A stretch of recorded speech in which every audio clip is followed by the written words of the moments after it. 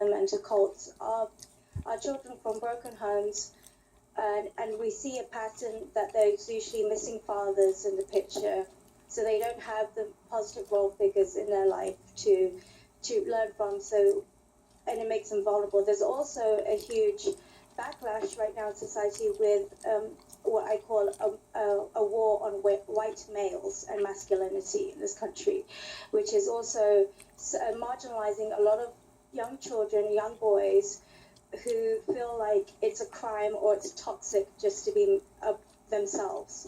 It's very similar to my background when I was from a Muslim background, and when I was radicalized, I felt ostracized and I felt marginalized. I felt like no one likes Muslims, so the only people who accept me are the Muslim extremists. So it's a very similar mentality. And what PVE she was married to an ISIS fighter. Does is that we help teach children. We give them counter narratives towards prejudice.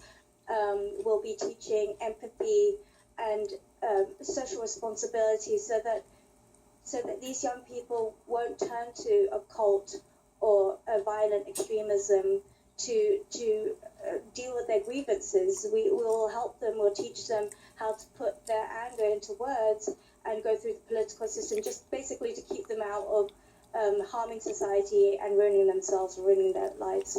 We've seen a lot of massacres in our schools, a lot of shootings there, and a lot of people are like, well, I never knew. This wasn't the type of person that I would expect would do that. So what should parents look for if their children are becoming radicalized? Well, there's a lot. They become very political and angry, and it can happen as quickly as 2 months. I have a friend who lived in Belgium, and her son, at the age of 15, radicalized over 2 months and just left home, went and joined ISIS, and died.